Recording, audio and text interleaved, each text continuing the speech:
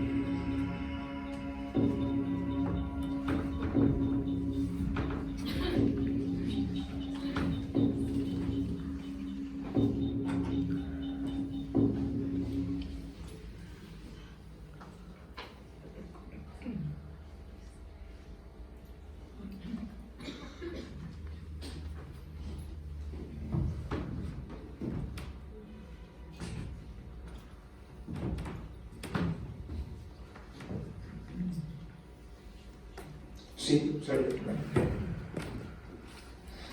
Bueno,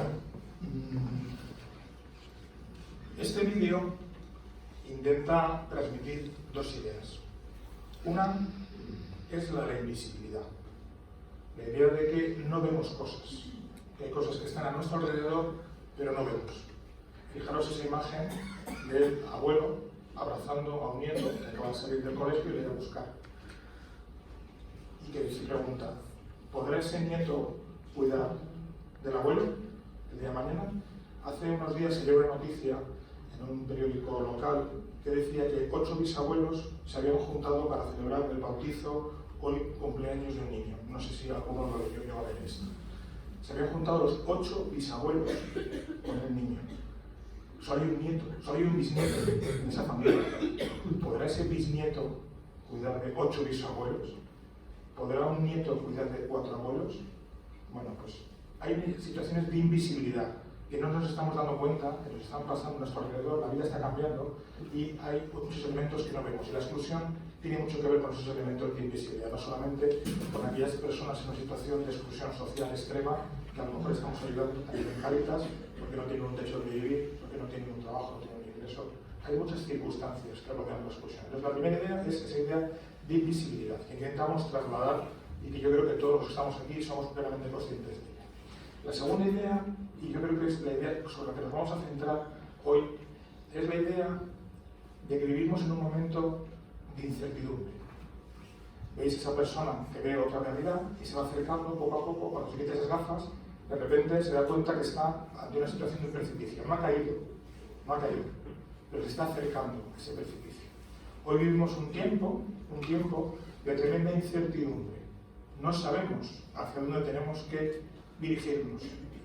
Sabemos lo que está pasando, tenemos claro el diagnóstico, pero no sabemos cuál es el futuro que nos espera, ni sabemos hacia dónde tenemos que dirigir. Hoy vamos a hablar mucho de esas incertidumbres. Va a ser un poco el leitmotiv que yo quería traeros, ¿no? Cuando Pilar me comentó, y Faruk, vamos a hacer en esta escuela, queremos hablar del FOESA. Dice, jolín, el FOESA. El FOESA tiene 5.000 páginas de trabajo de investigación de mucha gente que se ha juntado para pensar y contar cosas de todo lo que nos está pasando. Yo decía, ¿qué puedo compartir yo con vosotros hoy, no? Y entonces, bueno, dije, ¿qué elementos de todo lo que hemos trabajado podría ser más interesante? Hice una pequeña selección y además una lectura concreta, ¿no? Porque no os voy a aburrir con ningún dato, ¿vale? No os voy a contar ni un solo dato.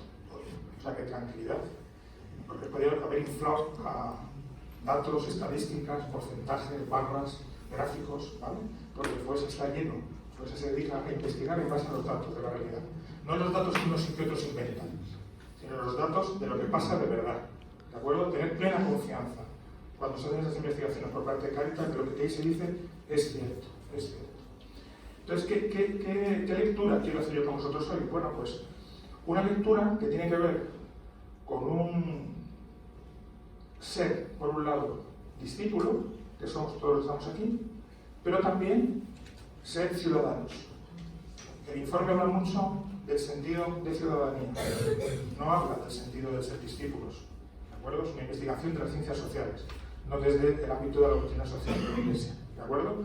Pero vamos a hacer una lectura donde intentemos hacer esa relación entre nuestro pensamiento, el pensamiento que tenemos como ciudadanos, cómo está evolucionando, cómo está cambiando ese pensamiento para llevarnos a ese momento de tiempo de incertidumbre y cómo la esperanza es algo que encontramos dentro de nuestra comunidad de fe y es algo inherente a nosotros. Vamos a intentar hacer esa doble lectura de discípulos y de ciudadanos. Y esa es un poco la propuesta que yo tengo para vosotros hoy. Primero, el proyecto FOESA es un relato de tiempos de incertidumbre, que es un poco lo que nos ha tocado vivir ahora. Vivimos en un país rico, no lo dudemos. Somos ricos, somos afortunados. A pesar de nuestros problemas y a pesar de nuestras dificultades, cuando miramos a otros lugares, somos unos privilegiados.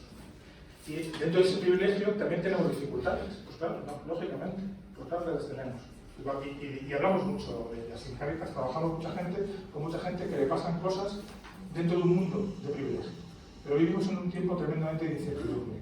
Y el proyecto del FOESA ha intentado un poco responder a una serie de preguntas para ayudarnos a pensar sobre ese tiempo de incertidumbre. Yo voy a compartir con vosotros algunos de esos elementos hoy, ¿no? Y desde esta clave que os comentaba antes, ¿no? Desde esa clave de comunidad de vida, donde vivo, en mi barrio, en mi pueblo, en mi comunidad de vecinos, y mi vida en la comunidad de fe, en mi parroquia, en mi grupo de Cáritas, en el grupo de pastoral de enfermos, allá donde esté desarrollando mi actividad o mi participación dentro de la iglesia, dentro de mi fe, ¿no? ¿Y por qué estamos aquí hoy? ¿No? Bueno, pues porque de alguna manera nos sentimos responsables de lo que está sucediendo hoy, del contexto que está sucediendo hoy. Todos los que estáis aquí, que os habéis levantado por la mañana y habéis hecho el esfuerzo de estar por la mañana y dedicaros a venir aquí, os sentís responsables de lo que está pasando hoy. Y además, tenéis en vuestra cabeza, y eso es un tema que yo voy a intentar provocaros a lo largo de esta mañana, traéis aquí cosas en vuestra cabeza que no necesariamente tienen que coincidir con lo que nuestra fe nos está planteando. O a la inversa, cuando salimos fuera, intentamos transmitir mensajes de lo que nuestra fe nos plantea y nos encontramos fuera con elementos diferentes, elementos distintos. Hoy aquí conviven, y nosotros en nuestras cabezas conviven diferentes cosas. Y voy a intentar ayudaros a desvelaros cuáles son esas cosas y cómo podríamos enfrentarlas, ¿no? Porque es muy importante, y en esto Francisco, nuestro Papa, nos lo dice permanentemente, el salir permanentemente, la importancia de estar ahí fuera, la importancia de estar en el mundo que nos rodea y no cerrarnos sobre nuestra estufa, que a veces tenemos esa estufa muy cálida en nuestras comunidades, que nos sentimos muy a gusto, que estamos muy contentos, muy satisfechos, pero que necesitamos salir y enfrentar la incomodidad de lo que fuera nos encontramos. Y además, un compromiso, todos los que estáis aquí tenéis un compromiso por vuestra fe, para trabajar por los demás, por trabajar en la fraternidad con los demás. Por estas cosas que estamos hoy aquí. Vamos a intentar hacer esta lectura del FOESA a través de este tipo de claves y de pensamientos. Porque la tesis fundamental, que después de esas 5.000 páginas, cuando hemos dicho la gente que está trabajando en este proyecto, bueno, ¿cómo podríamos resumir esas 5.000 páginas de trabajos que se han hecho viendo lo que sucede en la realidad? Bueno, pues esta es la conclusión final. Con esto ya os habéis aprendido el informe. ¿Vale? Sabiendo esto, ya está. ¿Qué es el resultado final de todo este proceso de trabajo? Bueno, pues que cada vez vivimos en una sociedad más desvinculada. Desvinculada significa que mi vínculo personal, el vínculo que yo, ¿cómo te llamas? Trini. Si yo fuera amigo de Trini, el problema que tenemos hoy en día es que Trini y yo tendremos cada vez a alejarnos más. Y ese vínculo afectivo que a lo mejor habíamos construido históricamente a lo largo de nuestra vida se está debilitando. Bueno, pues en la sociedad cada vez esos vínculos se están debilitando. Y la única manera que vamos a tener de salir adelante desde nuestro punto de vista es volver a acercarme a Trini, volver a reconstruir ese vínculo. Probablemente de una manera diferente a como tenían los vínculos anteriormente. Va a ser una manera diferente. Y además, donde la comunidad, todos nosotros, la comunidad de vida, la comunidad de fe, la comunidad de vecinos, a veces tan denostada por muchos de vosotros que no vais a las reuniones de vecinos, ¿vale? Del edificio, la comunidad en tu pueblo, ese elemento de comunidad tenemos que conseguir reconstruir. Vamos a intentar ahondar en esta conclusión que para nosotros es la clave de fondo del proyecto del informe FOESA. ¿Cómo? Bueno, vamos a transitar, vamos a intentar un poco descubrir cómo nos hemos ido desvinculando, cómo hemos ido alejando de Trini a lo largo de todos estos años, décadas incluso, hablamos de décadas. ¿Eh? Muchos de los que estamos aquí ya somos taluditos, ¿vale? Con lo cual podemos hablar de décadas tranquilamente, no pasa nada, ¿vale? Décadas de experiencia. ¿Vale? Y vamos a intentar transitar a través de cómo nos hemos desvinculado, a través de lo que es la situación de mi persona, la situación de mi sociedad, de mi comunidad alrededor y a través del conjunto de la sociedad. Y voy a destacar algunos elementos que ahí os he puesto. Vamos a comentarlos brevemente, cada uno de esos elementos. Y posteriormente os voy a ir ofreciendo algunas preguntas de reflexión en torno a estos elementos para que las anotéis en vuestra cabeza y luego os propondremos algunos retos que creo que tenemos como Cáritas en relación a todo esto que estamos hablando de esa sociedad desvinculada, donde los vínculos cada vez van siendo más débiles entre nosotros. Bien, el primer elemento importante que yo quiero destacar es esta palabra tan potente que se ha instalado en nuestra vida, que es el elemento de la individualidad, el elemento del individualismo. De alguna manera, a nosotros, desde hace aproximadamente 40 años, se nos puso sobre la mesa un proyecto, que era el proyecto donde lo importante era el individuo, era la persona, y como mucho, la familia. Pero más allá de eso, no existía nada. Era el individuo el que tenía que buscarse la vida para salir adelante al margen de todo lo demás, ¿no? Esto lo expresó muy bien, yo no sé si recordáis, a una primera ministra británica que se llamaba Margaret Thatcher, que en un momento determinado de su vida, cuando empezó a ejercer el ejercicio de su responsabilidad política en Gran Bretaña, dijo: la sociedad no existe, lo que existe es el individuo, y como mucho, la familia, pero la sociedad no existe. Y a partir de ahí se empezaron todos los procesos de desmantelamiento de los mecanismos de protección social de la sociedad. ¿no? Para intentar privatizar, traspasar al negocio todo lo que tiene que ver con nuestros mecanismos de solidaridad. Bien, ese proyecto que empezó en ese momento, hoy entendemos que ha triunfado. Es un proyecto que ha triunfado. ¿Y qué nos plantea ese proyecto? ¿Cuál es el elemento clave de ese proyecto? Eso que hemos llamado el proyecto del individualismo de la singularidad. ¿Y en qué consiste ese proyecto? Bueno, pues en lo que consiste es, por un lado, lo que es muy importante es que yo tenga capacidad de estar permanentemente activo. Y cuando me refiero a activo es no activo físicamente, que también, sino activo saltando de actividad en actividad permanentemente. Para poder hacer eso, para poder saltar de actividad en actividad, se ha inventado una cosa, que es esto. ¿Vale? Esto es lo que nos facilita saltar de actividad en actividad, porque nos abre el mundo de la actividad, donde yo puedo encontrar miles de actividades, miles de cuestiones de las que saltar de un momento a otro. Pero además, no solamente nos plantea aumentar nuestra capacidad de actividad, sino nos plantea que seamos muy flexibles y que seamos capaces de estar permanentemente saltando de una actividad a otra actividad. Y además, no solamente saltando de actividad a actividad, yo puedo hacer esos saltos permanentes, lo tengo que hacer con positividad, con ganas. Esto es como si conocéis a Paulo Coelho. Bueno, pues si veis todos los libros de Paulo Coelho, habéis triunfado. Porque va de esto, de ser positivo, ¿vale? Y si además habéis hecho cursos de mindfulness, ¿vale? Pues sería también otro de los mecanismos de adaptación a este tipo de proyecto, en el cual al final uno va a triunfar en la medida que es capaz de ser flexible, saltar permanentemente de actividad y además tener un capital social en contactos, que es lo que te va a permitir estar saltando a esas actividades. Pero tengo muchos contactos que me permiten saltar a muchas actividades, contactar con mucha gente para hacer cosas, ¿vale? Y ese es el modelo que se nos ha planteado de vida, y ese es el individualismo de la singularidad. Aquel que no consiga ser flexible, saltar de tareas, hacerlo de forma positiva, con enorme compromiso y tener miles de contactos, no va a triunfar. Por lo cual, aquellos de vosotros que tengáis poco capital social a vuestro alrededor, que no tengáis contactos, no estáis bien adaptados a este proyecto y no vais a poder triunfar en la vida. Y eso pasa mucho a las personas en situación de exclusión.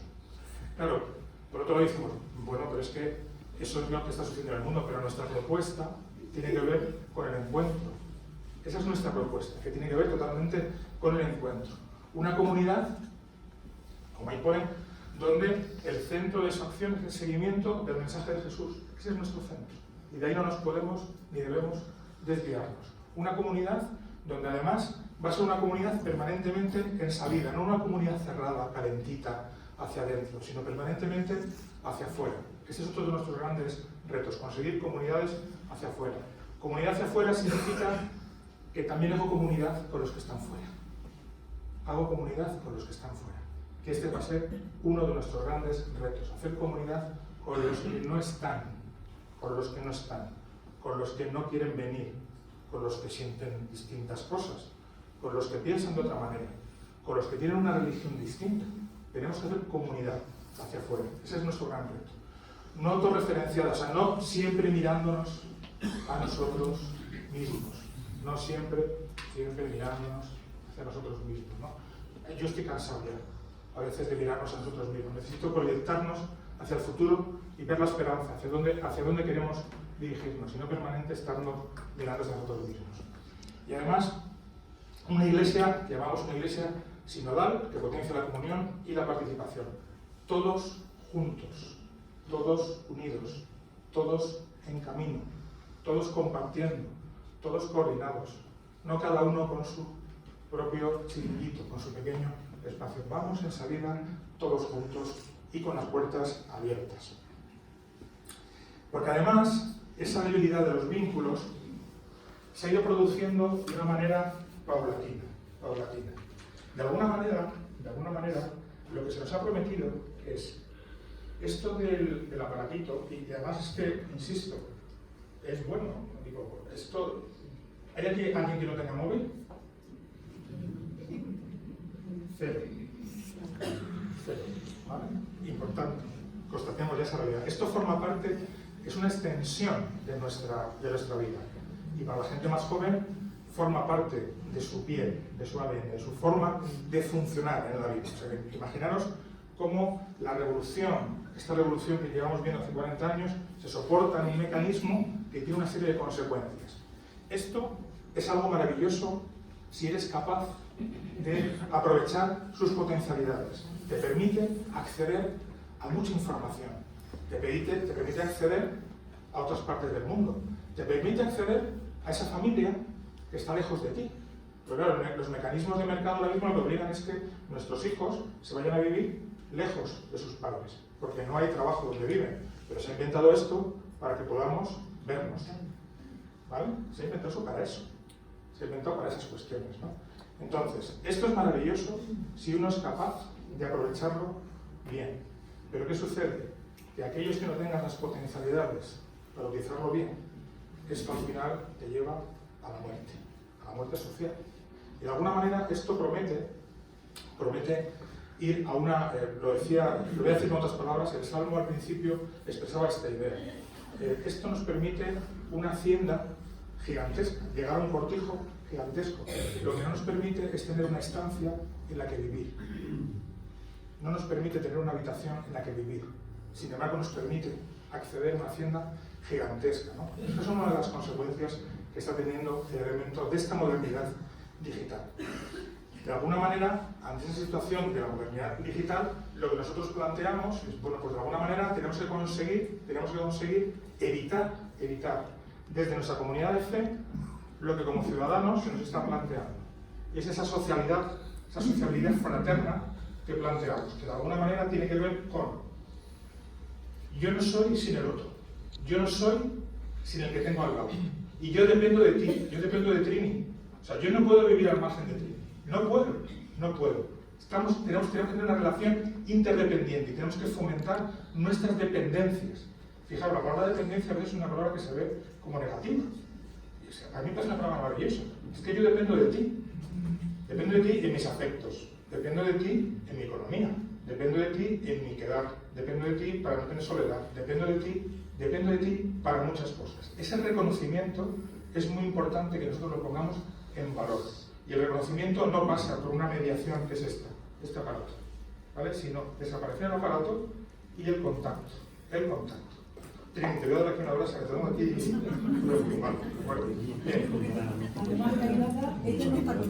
No está acostumbrada a contacto. Bueno, no quiero desvelar aquí ningún misterio, ningún secreto, ¿vale? Bien, reconocimiento del otro. La colaboración en el mutuo desarrollo entre nosotros. Y eso que me gusta tanto de la fantasía de la misericordia. ¿Cómo podemos introducir la creatividad en nuestra reconstrucción de los vínculos ante esa propuesta de una gran hacienda, pero donde no hay una estancia donde vivir? ¿En qué medida podemos construir esa creatividad? La creatividad yo creo que es algo que a veces nos da mucho miedo. Porque el trabajar siempre lo mismo, la misma pauta, tener una misma organización, una burocracia que nos protege, esa seguridad que nos ofrece, esos mecanismos, está bien, ¿no? Pues porque nos permite, bueno, pues tener una cierta regularidad en nuestra vida. Pero la creatividad es algo que tenemos que empezar a explorar, que nos va a llevar a sitios equivocados a veces, pero también nos va a llevar a sitios maravillosos. Yo creo que esa idea de fantasía de la misericordia, yo creo que es un tema que tenéis que empezar a incorporar de manera que empecemos a evitar esa debilidad de los vínculos que se generan a través de los procesos de la modernidad, de la digitalización a la que estamos sometidos. Reflexionemos. Esto nos dejo como primera pregunta. ¿Cómo conseguir que las personas inmersas en un mundo que promueve el individualismo más feroz decidan o accedan a convertirse en una comunidad para facilitar el acceso de la gente que se está quedando fuera? Nosotros que estamos aquí en Cáritas tenemos claro esto. Estamos aquí porque queremos facilitar la protección a los que se quedan fuera. Pero los que están fuera, ¿tienen claro? Hoy, más que nunca, se habla de primero yo. ¿Y los demás? Hablaremos de este tema a lo largo de este ratillo. Me parece un tema fundamental e importante. Pero claro, también el elemento individual, también tenemos un elemento como comunidad. Y quería resaltar un ejemplo. Hay muchas cuestiones que tienen que ver con la debilidad de los vínculos en la comunidad. Y he seleccionado este que me parece un elemento importante, que tiene que ver con el mundo del cuidado. Hoy además tenéis dos talleres dentro de la escuela, uno que tiene que ver con el cuidado de las personas mayores y otro que tiene que ver con nuestro propio cuidado, ¿de acuerdo? Estáis, por un lado, los que estáis preocupados por la situación de las personas en este momento de más edad que se están quedando aisladas en soledad, y también estáis preocupados por estar quemando vosotros mismos y que necesitáis cuidados entre vosotros, ¿vale? Vamos a hablar un poquito de ese tema de los cuidados, ¿no? Porque esta debilidad de los vínculos, lo que está intentando generar es esto que hemos llamado la crisis de los cuidados, que está expresado en esa imagen de esa mujer que se está tirando de los pelos. ¿Por qué esa mujer se está tirando de los pelos? Pues muy sencillo, porque desde hace ya muchos años, uno, para poder sobrevivir, hace falta en una casa entre más de un ingreso. Entre 1, 2, incluso 3 ingresos. Si hay un hijo que también está aportando o alguien está aportando. Con lo cual, cuando la mujer se ha incorporado plenamente al mercado de trabajo, bien porque quiere hacer su propio desarrollo profesional, o bien porque ha tenido necesidad de incorporarse porque hace falta que haya 2 ingresos en un domicilio, la necesidad de cuidado sigue siendo la misma, haya 2 ingresos o haya 1. ¿Y quién realiza? ¿Quién continúa realizando esa labor de cuidados? Las mujeres. Y también están trabajando fuera. Con lo cual, al final, acabas tirando de los pelos. Porque el 80% de los cuidados en este país lo hacen mujeres. El 80% de los cuidados a las personas mayores en este país lo hacen mujeres. El 20% hombres. Los hombres han mejorado, pero no han mejorado todavía suficientemente. ¿De acuerdo? Entonces, entramos en lo que llamamos la crisis de los cuidados. Pero claro, cuando uno necesita que le cuide, ¿dónde queremos que nos cuiden? En casa. ¿Por qué? Porque está nuestra familia, porque están los que nos aprecian, porque están mis cosas, está mi vida en torno, está en ese lugar. Sin embargo, estamos sometiendo a un estrés muy fuerte ese espacio de los cuidados, porque cada vez tenemos menos tiempo para hacer esos cuidados, porque necesitamos salir fuera a obtener ingresos para poder sobrevivir. ¿De acuerdo? Entonces ahí estamos en crisis. Si no podemos trabajar bien los cuidados en casa ante esa situación, ¿dónde acudimos? Pues a veces acudimos al mercado y buscamos a alguien de fuera que nos ayude. Normalmente alguien que también es una mujer, habitualmente, ¿vale? Y que además suele ser, ¿de dónde? Vaya, extranjero. Yo pensé que no hacían falta aquí, que sobraba. O algunos piensan eso, ¿no? Son los que están cuidando a nuestras familias, a nuestras personas mayores. Vemos por la ciudad gente mayor del brazo de una persona que ha venido de Ecuador, que ha venido de Perú, que ha venido de Venezuela, que ha venido. Y sobran aquí. Se está llevando todo, fijaros. Se está llevando el cariño de nuestros mayores que lo hacemos nosotros. Eso es lo que se está llevando, su cariño. Claro, pero uno solo puede acudir al mercado si tiene dinero. Si no, no. Mirad, este tipo de cosas lo investigamos mucho en el informe, con datos y con historias, ¿no? Y eso es un resumen de la situación. Entonces es bueno porque eso genera puestos de trabajo. Yo creo que tenemos que tener claro que eso va a ser un nicho. El mundo de los cuidados es un nicho de empleo para muchas de nuestras gentes y es importante que lo potenciemos. También es importante que lo valoricemos. Claro, desgraciadamente el mundo de los cuidados es un mundo muy poco valorado. Muy poco valorado. Yo no sé si será hasta que los hombres hacen los cuidados que se empieza a valorar. No lo sé. Pero claro, ¿por qué se paga menos a una mujer que está cuidando a una persona mayor que a un hombre que está poniendo ladrillos? ¿Qué vale más? Yo no lo sé, porque poner ladrillos también es importante. Si no, se me cae la casa. Pero ¿qué vale más? Es muy difícil. Sin embargo, el mundo de los cuidados está muy poco valorado. Tenemos que ponerle en más valor, empujar en esa dirección. Si yo no me lo puedo pagar, al final, entonces, ¿en quién confío? ¿En quién confío? Pues confío en lo que ponemos todos en común, en el desarrollo de la protección pública, donde ponemos todos los impuestos para que eso pueda funcionar mejor. Y eso tiene elementos positivos, porque de alguna manera, por ejemplo, la ley de dependencia es un intento, y digo intento porque todavía no está muy desarrollada, de intentar profesionalizar, entre comillas, el mundo de los cuidados. Y eso está bien, en algunos elementos, para que ayude a las familias. Ya profesionalizamos la salud y construimos la sanidad, ya profesionalizamos la educación y construimos los colegios. ya profesionales, y nos ayudan en todas las necesidades de la vida. Pudiera ser que ese fuese un camino también. Sin embargo, no se observa en los últimos 15 años ninguna evolución en este ámbito, ni ninguna apuesta fuerte por el mundo de los cuidados. Con lo cual, ¿qué nos queda? La comunidad. Nosotros. ¿Qué podemos hacer la comunidad en el mundo de los cuidados? Hay muchos proyectos a nivel local en este momento que están intentando preocuparse por esta situación. Cómo cuidar a los mayores que se quedan solos, cómo cuidar a los mayores que están relativamente bien pero que viven en su pueblo y que sus hijos han tenido que marchar del pueblo porque se han ido a la ciudad a trabajar y pasan una semana solos o 15 días solos sin que les vayan a ver nadie. ¿Cómo trabajar eso? La comunidad pinta algo ahí, nosotros como comunidad pintamos algo ahí. Y ese elemento que yo creo que es bastante potente, que podamos empezar a trabajar, que podamos empezar a pensar, tiene una dificultad. Y es que la palabra comunidad es una palabra en retroceso. Es una palabra en retroceso. Ha ganado tanto peso el elemento individual, la presión que significa yo y mí mismo y mis necesidades y lo que a mí me pasa, primero, que el elemento de comunidad está en retroceso, está en caída libre. Y es muy difícil salir de estas puertas para allá, porque aquellos que estéis aquí sois creyentes en la comunidad, con todas las dificultades que tienen nuestras comunidades, con toda la dificultad que tenéis otros, somos creyentes en ese elemento. Pero cuando cruzamos la puerta hacia afuera, la palabra comunidad es una palabra que prácticamente no tiene valor, tiene muy poco valor. Y esto es a lo que nos enfrentamos con el elemento de la crisis de los cuidados. Pero claro, nuestra propuesta es, de alguna manera, tenemos que generar una nueva relación, un nuevo contrato social entre nosotros. Tenemos que refortalecer nuestros mecanismos, nuestros vínculos de cuidados con el resto de la comunidad, porque no queremos dejar a nadie atrás. Esa es la idea que aparecía al principio, lo que queremos hacer.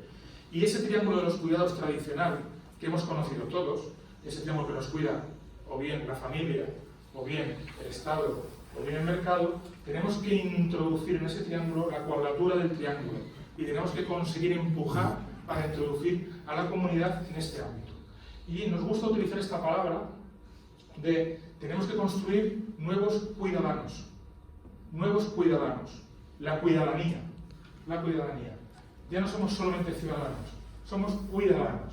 Ese es un poco el leitmotiv del cambio, de cómo podemos intentar evolucionar en esta sociedad de los cuidados, tan necesitada de seguir evolucionando en el tema de los cuidados. Pregunta que os dejo. Ante el envejecimiento progresivo de la sociedad, de nuestras parroquias, de nuestras comunidades, ¿cómo hacer una comunidad de cuidados? ¿Cómo hacer una comunidad de cuidados? Sería una segunda pregunta que yo os quiero dejar. Yo no tengo la respuesta. La respuesta tenéis que tener vosotros. Porque depende mucho de quiénes sois, dónde estáis, qué fuerzas tenéis, qué podéis poner encima de la mesa para construir esa comunidad de cuidados, esa sensación o ese deseo de ser cuidados.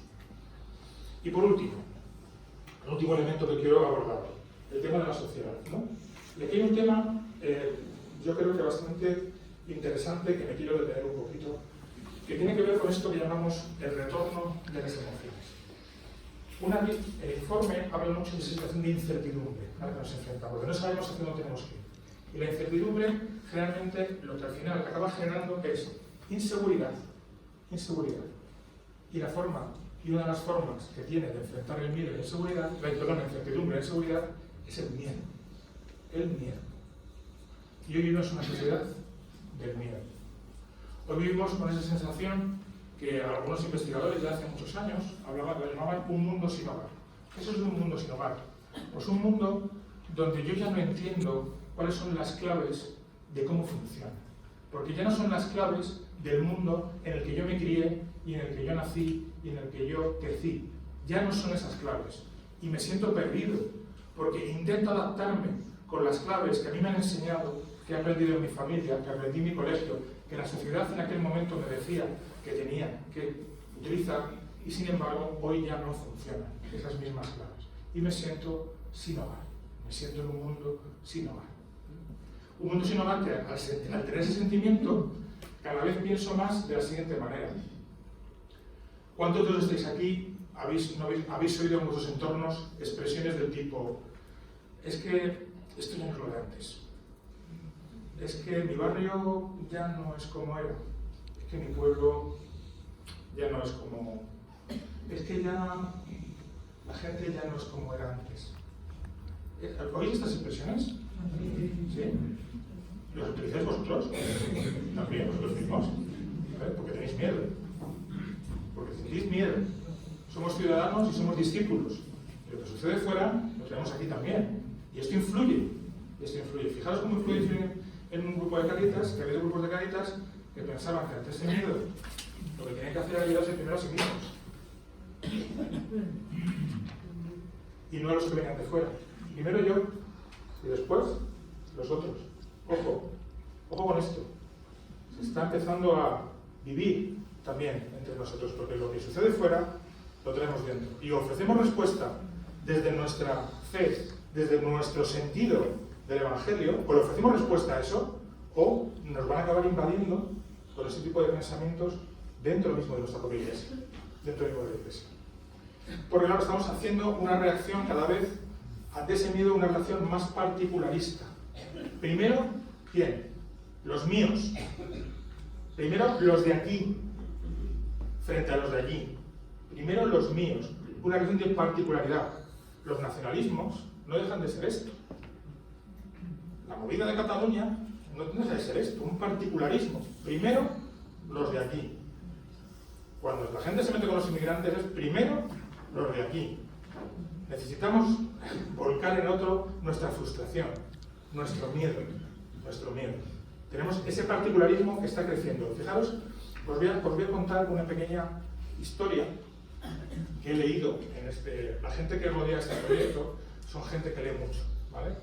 Y entonces, bueno, pues a veces te traen cosas que han leído otros, que han leído cuatro piraos, y que son verdaderamente iluminadores, ¿no? Entonces me contaron una historia que al final me compré el libro, me lo leí y me ha gustado mucho, ¿no? Y es la siguiente historia. Hay una socióloga norteamericana, voy a contaros quién es para que veáis un poco el perfil de esta mujer. Es una mujer ya mayor, tiene 75 años. Es una mujer que estudia lo que llaman la sociología de las emociones, o sea, cómo la sociedad vive los elementos más emocionales, más de las tripas, ¿de acuerdo? Lo que está pasando ahora, las emociones mucho más encima de la mesa. Es una mujer muy galardonada, muy premiada por sus investigaciones. Es norteamericana. Vive en un estado que se llama California, un estado muy rico. Una universidad que es Berkeley, que es una universidad muy potente, muy adinerada. Es una mujer que vota a los demócratas en Estados Unidos y además seguidora de Hillary Clinton, ¿vale? O sea, imaginaros un poco el perfil de esta mujer. Progresista, americana, sí, tal. Esta mujer no entendía por qué muchos de sus compatriotas, que además eran pobres, formaban parte de un movimiento político en Estados Unidos que se llama Tea Party, que es un movimiento muy conservador, ¿de acuerdo? Gente muy pobre, gente que además decía que no quería en el Estado, que no quería ninguna ayuda del Estado, que le echaba toda la culpa a los políticos, este tipo de situación, ¿no? Y que además al final acababan votando en su país a personas como Donald Trump, ¿de acuerdo? Pues no entendía cómo había compatriotas suyos que siendo pobres y viviendo mal podían votar ese tipo de opciones. Entonces dijo, bueno, voy a hacer un viaje a la empatía. Voy a intentar hablar durante mucho tiempo con la gente que vive de esa manera y piensa de esa manera. Y durante 5 años viaja a un estado, a una zona de Estados Unidos, que es un estado que se llama Luisiana, que es un estado muy pobre, donde está el Mississippi, eso de los barcos que van así, acá en el tío Tom, ¿verdad? Es un poco la imagen así para trasladaros. Viaja a ese estado, a ese río, donde mucha gente que vivía en torno al río vivía con problemas de contaminación del río por las empresas químicas que rodeaban, que tenían problemas de enfermedad con esas empresas, que se habían cargado todo el ecosistema donde habían vivido, y eran todos votantes de Donald Trump. Y no creían y echaban la culpa al Estado de lo que les estaba pasando, ¿no? Y él no entendía eso. Bueno, después de ese viaje de 5 años de establecer conversaciones con esas familias, con esas personas, esta mujer saca 2 conclusiones que yo quiero compartir y me parecen muy interesantes para lo que a día de hoy tienen que ver con el tema del miedo. Una primera cosa que nos dijo es, esas personas y yo somos iguales, porque tenemos la misma preocupación, que es nuestras familias y nuestros hijos. A los dos nos preocupa lo mismo. Y en eso tenemos que estar unidos. Y la segunda cosa es, ella construye una metáfora para intentar hacernos comprender lo que les pasa a esas personas. Trasladar ese ejemplo a la realidad de aquí, que yo creo que es trasladable, ¿vale? Lo trasladar ese ejemplo. Y entonces ella dice, imaginaros todos que observáis una fila de hombres, estamos hablando de Estados Unidos, donde el elemento de ser hombre y mujer es distinto y el elemento de raza también es importante. Dice, veis una fila de hombres blancos, todos en perfecto orden, subiendo una montaña. Y estos hombres saben que si respetan el orden de la fila, si suben progresivamente, si hacen lo que les han dicho para mantener la fila, cuando llegan arriba de la montaña, lo que van a ver es que han cumplido el sueño americano. Han triunfado, han hecho lo que tenían que hacer. ¿Y qué les pasa a estos hombres? Pues que de repente empiezan a observar que por la izquierda y por la derecha les empiezan a pasar de la fila, y entonces pone 4 ejemplos esta mujer, dice. Les empiezan a pasar mujeres, les empiezan a pasar negros, les empiezan a pasar discapacitados, les empiezan a pasar hasta pelícanos pardos, dice ella. Y en ese momento, el sentimiento de indignación que les surge a ellos en la tripa es lo que está generando el miedo. El perder mi estatus, el perder mi posición, el que haya apoyo a políticas para que gente que está peor pueda también incorporarse. Porque yo estoy haciendo lo que me han dicho que tengo que hacer y sin embargo no puedo triunfar en la vida, no puedo salir adelante. Y ese es el sentimiento que sienten hoy muchas personas en nuestro país también. Este sentimiento. Tienen miedo. Y nosotros, nuestra responsabilidad es esa ecuación del mundo sin miedo o el mundo de la esperanza sin miedo, tenemos que trabajarlo. Si ponemos en una ecuación, por un lado arriba en el dividendo y en el divisor, en un lado el miedo y debajo la esperanza, en este momento hay mucha gente que se ubicaría en una situación de miedo sin esperanza, porque no se pueden enganchar a los mecanismos que les permiten mejorar en la vida y sienten mucho miedo, mucho miedo. Y por otro lado hay gente que siente la vida con esperanza y no tienen ningún tipo de miedo y son los que están siendo capaces de salir adelante, pisar a quien sea para salir adelante porque están respondiendo al modelo que les han pedido que salgan. Miedo sin esperanza, esperanza sin miedo. ¿Cómo completamos esta ecuación? Es verdaderamente relevante. ¿Y cuál es nuestra misión como comunidad ante ese miedo? Bueno, pero lo primero que tenemos que preguntar es si nosotros tenemos miedo. Porque claro, si nosotros tenemos miedo, cuidado. Porque vamos a empezar a pensar en Cáritas algunas cosas raras. Si yo tengo miedo, si yo pienso que los inmigrantes vienen aquí a quitarnos los puestos de trabajo y estoy en Cáritas, me lo tengo que mirar. Porque la caridad es universal. No nos olvidemos. No somos cristianos si no pensamos que la caridad sea universal. Y en esto hay una metáfora muy bonita que ha creado Vicente Martínez, orador episcopal, que la llama el cosmopolitismo samaritano. ¿En qué medida cuando el samaritano ve a la persona que estaba herida porque los ladrones la habían dejado tirada en el camino, había habido otros antes que habían pasado, habían seleccionado a quien querían ayudar? El levita no quería ayudar, no quiso ayudar. El samaritano, una persona socialmente denostada en el conjunto, es la que se para ahí, no selecciona, le da igual quién es la persona. ¿Somos nosotros en Cáritas cosmopolitas? ¿Tenemos ese cosmopolitismo samaritano? ¿O estamos pensando que primero son los nuestros? Cuidado con esto. Tenemos que pelear contra ese miedo a las comunidades. Y ese miedo al final se contrarresta con el sentido de la hospitalidad y de la interculturalidad, con la riqueza que tiene eso. E inclusive, fijaros, si alguno no fuera creyente en este espacio, o fuera, lo quisiera explicar de otra manera, que acuda a la hospitalidad como nos explicaba Kant, el filósofo, hace ya más de 300 años. Lo que nos decía es que racionalmente es mucho mejor para una sociedad ser hospitalario.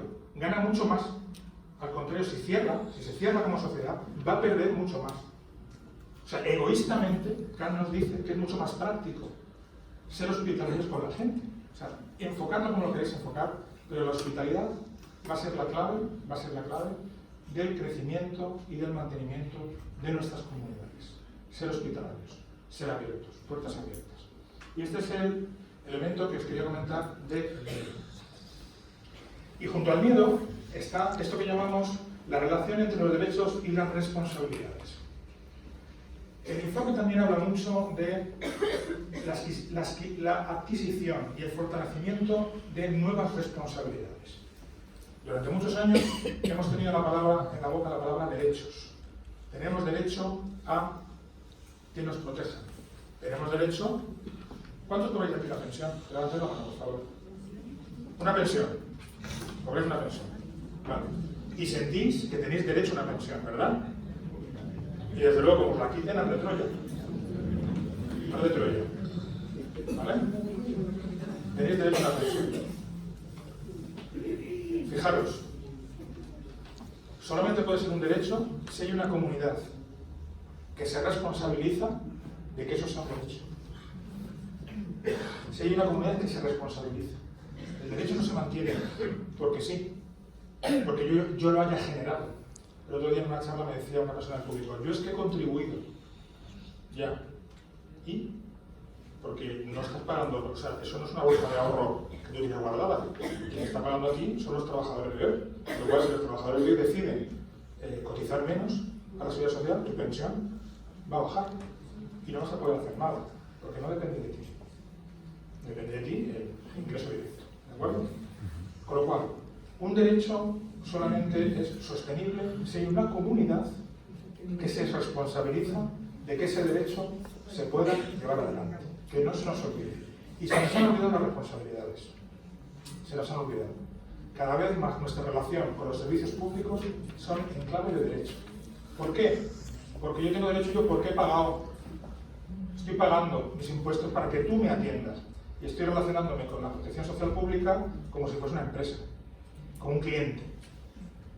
Como si fuese un cliente.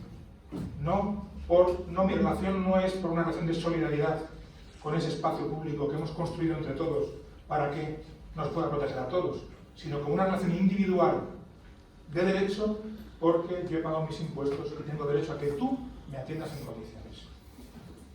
¿Habéis vivido esta situación cuando vais a un consultorio sanitario o vais... Es que yo tengo derecho a que usted... Bueno. Tienes derecho, pero también tienes la responsabilidad de que ese espacio funcione adecuadamente. De esto hablamos mucho en el informe. Para ello, tiene que aumentar nuestro plano ético, cómo vivimos éticamente la responsabilidad, cómo la vivimos. Hoy tenemos un nivel moral en nuestra sociedad bajísimo. Tenemos que recuperar los elementos de la ética, claramente. Fijaros, os voy a contar otra pequeña historia que tiene que ver con este tema.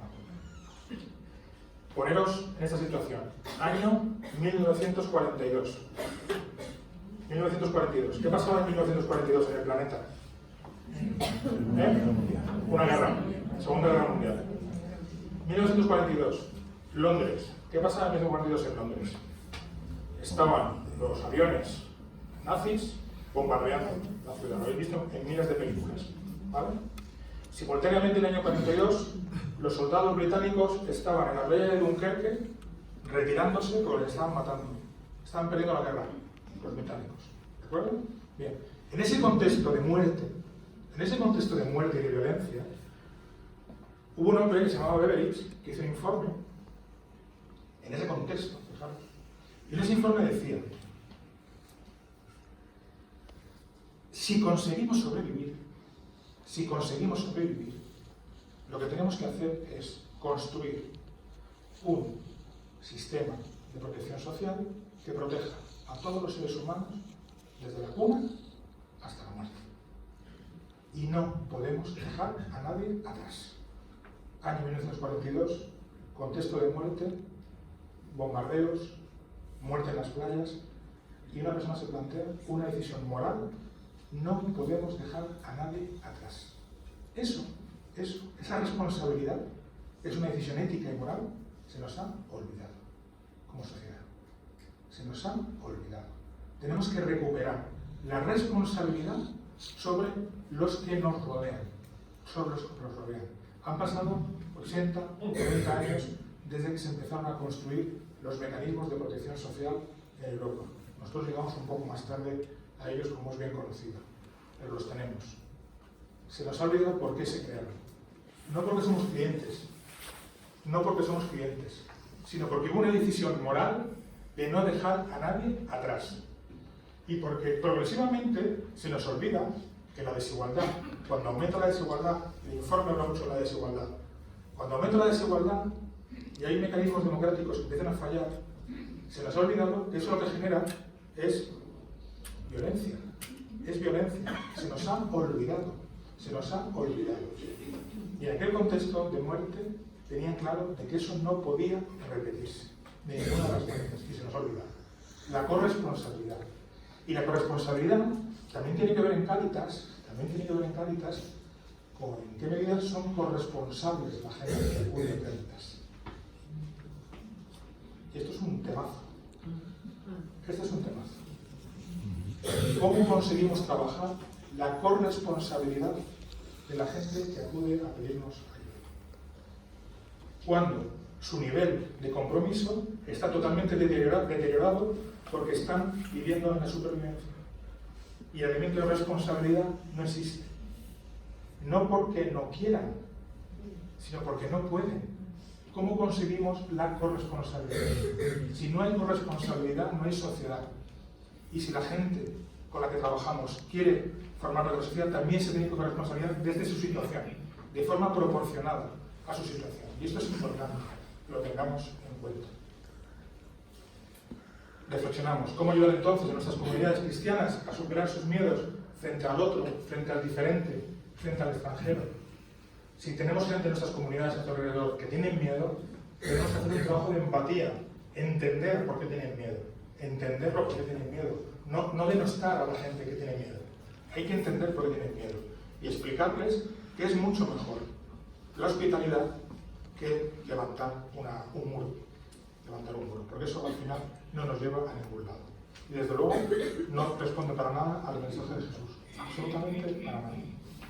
Bien, ante esta evolución que está teniendo el pensamiento social y cómo nosotros podríamos poner algunos peldaños en torno a esta cuestión, os sugiero 5 retos para intentar construir ese espacio de responsabilidades compartidas. Podría haber muchos más. He seleccionado 5.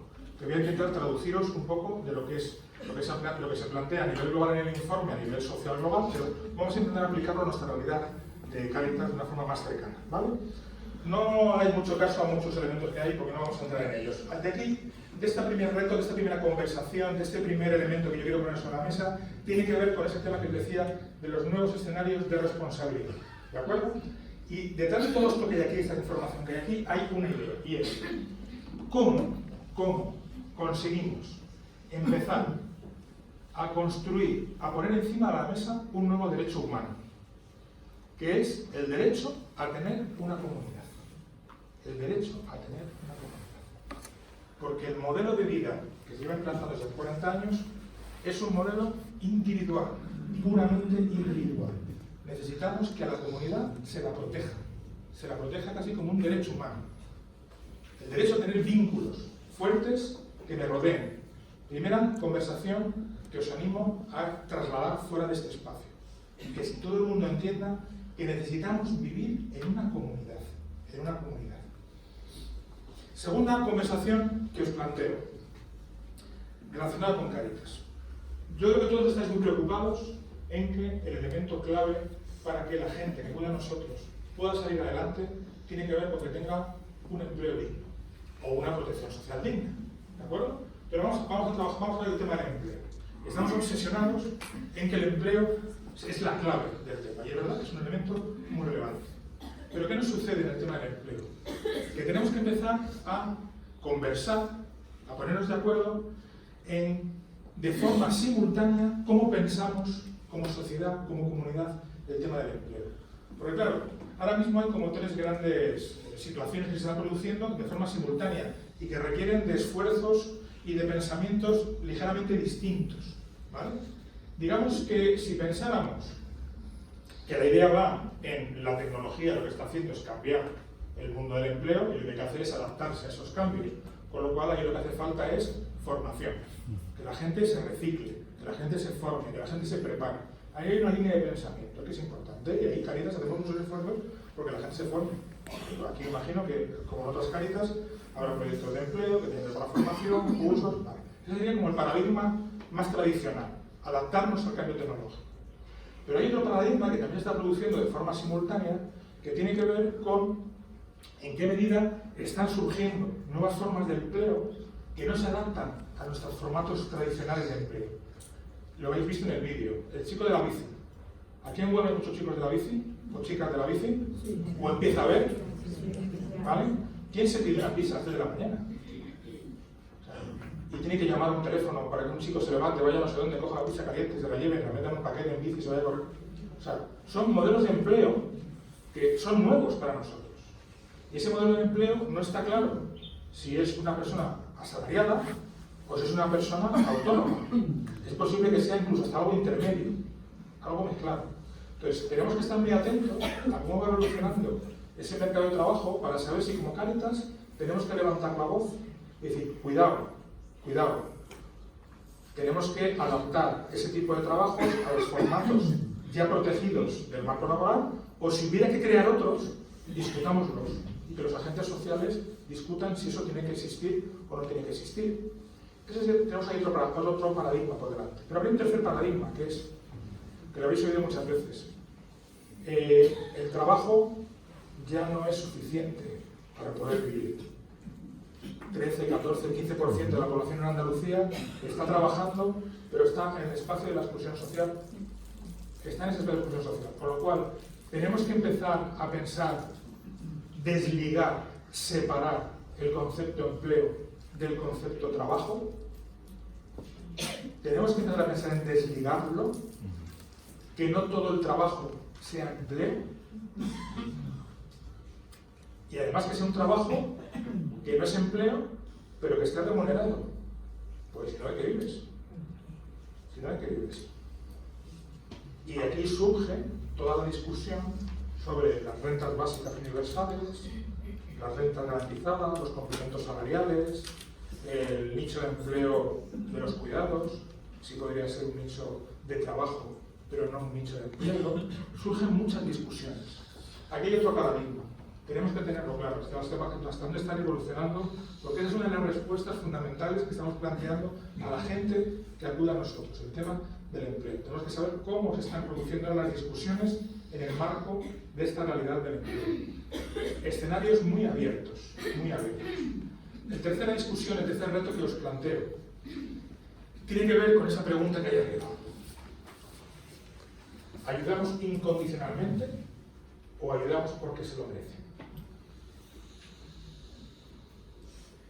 No, la familia de Fenalito es que no hay que darlo, ya le damos mucho y además no están haciendo lo que estamos diciendo, no se lo merecen. ¿Os suena esto? No. Aquí estamos ayudando incondicionalmente hasta que el cajón se vacíe. ¿Os suena esto? Bueno, incondicionalidad, merecimiento. Y aquí apelo a los que habéis levantado la mano, que sois que estáis pidiendo la pensión. ¿Qué os parecería que yo pidiera un certificado de buen pensionista para que renovaros vuestra pensión? Que os pidiera un certificado de, en el caso de que tengáis nietos, de abueleidad, de ser buen abuelo. Me dirías, estás loco. Cuando tú eres pobre y vas a pedir una renta mínima a la comunidad autónoma, no te piden un papel, te piden cientos. Te piden que justifiques por activa y por pasiva que vas a ser un buen ciudadano para ayudarte ese dinero. ¿Por qué a unos les tratamos incondicionalmente y a otros porque se lo merecen? ¿Por qué? ¿Es la pobreza un delito? ¿Es la pobreza un delito, acaso? Bueno, pues la sociedad cada vez piensa más que hay que trabajar en la clave del merecimiento. Del merecimiento. la clave del futuro del dinero público, fijaros lo que voy a decir, va a estar en si te lo mereces. Porque cada vez la sociedad piensa más que solamente hay que ayudar a alguien que se lo merece. Esta es una realidad, amigas y amigos, que se está imponiendo y que desde Cáritas tenemos que luchar denodadamente contra ella. Y lo primero, por nosotros mismos. Cuando tenemos delante esa familia, digo, no, yo te digo, te voy a dar porque no te lo mereces. Pues ya te he dado. Y no te lo has gastado bien, además. Wow. Hablemos, discutamos de ello. Cuarto reto que os planteo. Prevenir o curar. Prevenir o curar. ¿Qué es mejor? Bueno, pero si tienes una pierna rota, a mí que me va a prevenir. Me tendrán que curar, ¿no? ¿Cuál es el pack en Cáritas de prevenir o curar? Claro, la educación, hablando de la sociedad, la educación es prevención. Y la sanidad generalmente es curación. ¿De acuerdo? ¿Dónde ponemos el pack en Cáritas? ¿En prevenir o en curar? Ahí os pongo un ejemplo. El otro día, los compañeros que llevan esto de... Vosotros rellenáis mucho, algunos de vosotros rellenaréis eso que llaman el SICE, ¿no? ¿Os suena? Algunos. Que os llevarán por la calle de la amargura. Dice por ahí, pues claro. Bueno, pues el otro día, gracias a los que rellenáis, metéis datos en el SICE, nos dimos cuenta que habíamos gastado en los últimos 10 años casi 1,5 millones de euros en ayudas para pagar suministros energéticos. En Cáritas, en el conjunto de la Confederación. Fijaros, tela. Eso es curar. Eso es curar. Ayudas económicas para pago de facturas energéticas, ¿vale? Bueno, pero también podríamos decidir prevenir. ¿Y si invertimos parte de ese dinero en un programa de rehabilitación de viviendas, donde aislamos bien climáticamente las casas, donde intentamos mejorar que ese suministro eléctrico que llega a las casas no se despilfarre de esa manera, a través de un programa de empleo que organicemos, con gente en situación de exclusión, donde además nos interesamos por las personas más mayores que no tienen dinero para hacer reformas? ¿Por qué no pensamos también en ese pack de poner algo en la prevención y no solamente en la curación, ¿no? Y la quinta discusión que os planteo es que tiene que ver con la idea de fondo del tema de comunidad, ¿no? ¿Cómo podemos hacer pedagogía de la fraternidad en ese contexto tan individual, ¿no? Ante ese triángulo del Estado, de la familia y del mercado? Desde mi punto de vista, uno de nuestros grandes retos, de lo que tenemos que discutir internamente, es cómo ponemos nuestra experiencia de comunidad como Iglesia, cómo la ponemos al servicio de la comunidad deteriorada de fuera de nuestras puertas. Cómo ponemos nuestra experiencia de comunidad al servicio del resto de la sociedad. Ahí tenemos otra gran discusión y otro gran reto para ver cómo podemos hacer eso. Los que estamos aquí nos hemos criado en una experiencia de comunidad de fe, que podrá estar ahora de la manera que esté, pero hemos crecido y hemos mamado la experiencia de comunidad. ¿Cómo la podemos poner al servicio, esa experiencia, del resto de la sociedad? Porque en el fondo, trabajar la vinculación, que es ese elemento que os planteo de revinculación, en el caso del nuestro de Cáritas va a pasar por estas claves que aquí os pongo. Va a pasar por la clave primera de la compasión. ¿Qué es la compasión? La capacidad de trabajar apasionadamente, creativamente con la gente. Compasión. Va a tener la clave de una acción compartida, en el que nuestra acción nazca, parta, se construya desde el principio con la gente, no desde nosotros solos, sino entre todos, con la gente. Que sea una acción compasiva.